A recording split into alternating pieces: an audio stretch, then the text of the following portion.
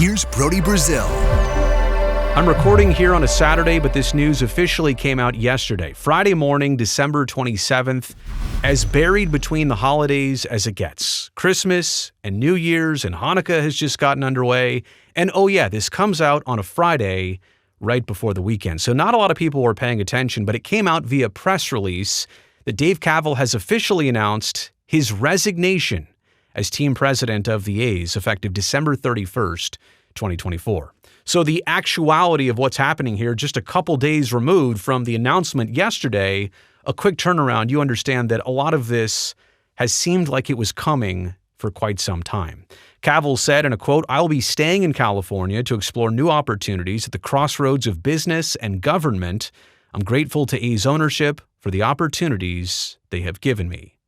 By the way, Kaval's staying in California, but so are the A's for at least 3 more years, if not 4, and that's if Las Vegas actually comes to fruition in the A's plans in Nevada. It's also unclear what Kaval's ownership status is going to be. He held a couple % ownership of the team. That was part of his role as team president. He was given that so he could be one of the front-facing members of the ownership group, even a small percentage.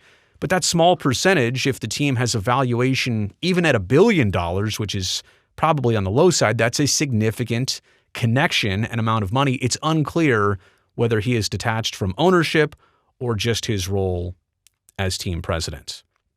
Sandy Dean is a longtime business partner and family friend of John Fisher and his family. He'll take over as the interim president as soon as Kaval is departed, and the search begins in January of 2025 for a brand new A's team president. Kaval's 49 years old. He was the A's 7th overall team president. As you may remember, he joined the team in 2016, coming from the Earthquakes, which is also owned by John Fisher, the soccer team in San Jose. They had just built Avaya Stadium, and the intentions were for Kaval to help build the A's a brand new stadium somewhere in Oakland or somewhere in the Bay Area. That obviously never came to fruition. This video and the rest of what I'm about to say, absolutely not a rip session. It's not intended to be that. I would never do that. I'd like to think you already know that about me. That's not my style. I wouldn't sit down here to do this type of video. And despite the universal sentiments that I've been seeing about this move and this departure, I'm just going to take the high road. I'm not going to make this messy and get in the weeds. I'm just going to point out some obvious facts here as part of documenting this process and the bigger picture of what has gone on here. This news and Kaval's departure, not necessarily a surprise. I think his absence in the last 12 to 18 months publicly, it was a bit telling.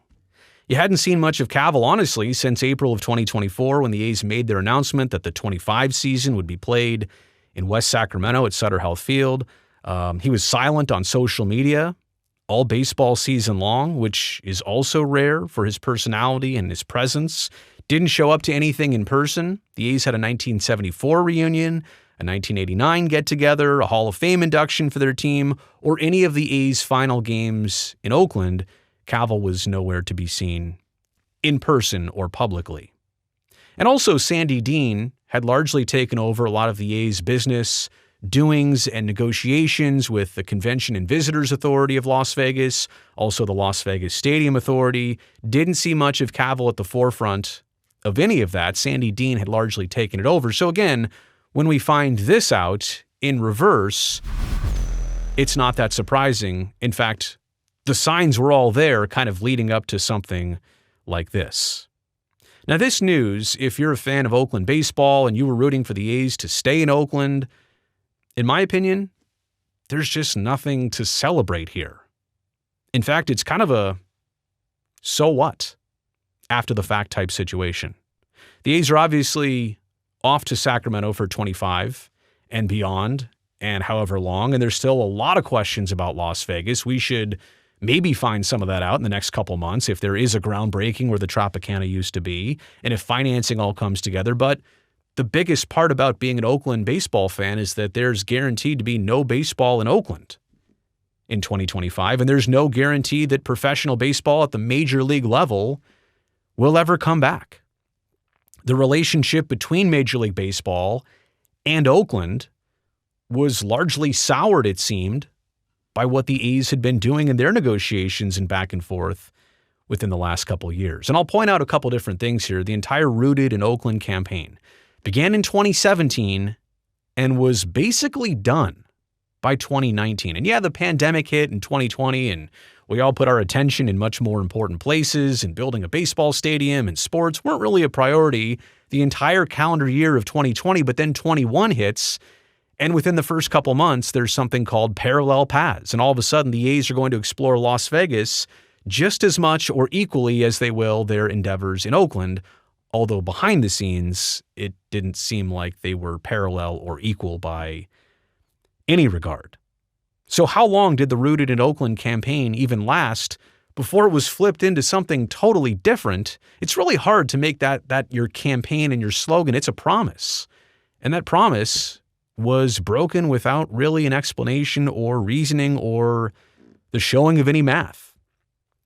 The A's also asked in a letter penned by Dave Kaval to buy the county's half of the Coliseum land. This was back in 2018, and the reason the A's said they wanted to buy it, and I understand this was Kaval representing A's ownership and his entire business, but the A's wanted to buy half of the Coliseum site so that they could assure themselves as having a home in Oakland just in case Howard Terminal didn't work out.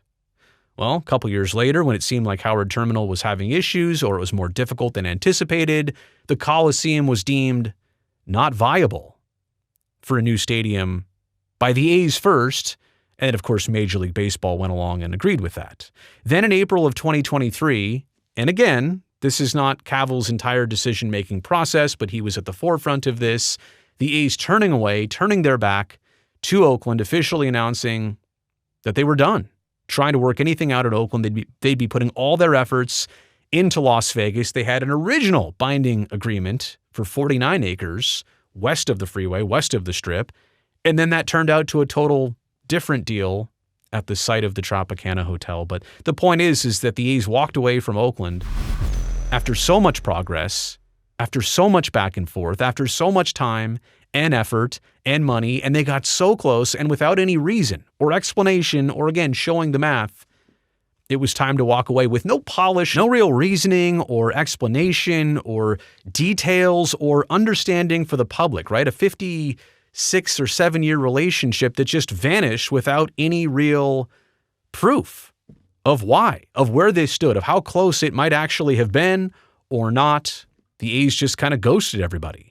And again, didn't show their reasoning, didn't show the math behind actually what was happening. So it was hard to believe their side of it, but that's the choice they made in the presentation they decided to go with. And then lastly here, calling the 2024 A's season in Oakland, the last one, a celebration of Oakland. I mean, I might have missed what the celebration was or how that was even intended to be an uplifting type situation. Just reading the room sometimes, that did not go very well.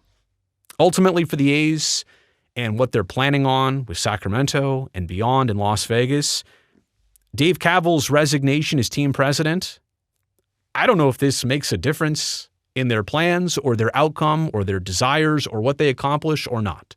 I don't know that this has anything to do with where they ultimately end up in the next couple of years or beyond. But I will say that it's probably not the best optics when it comes to somebody so pivotal to the entire process, somebody so high there on the ladder and on the scale of business.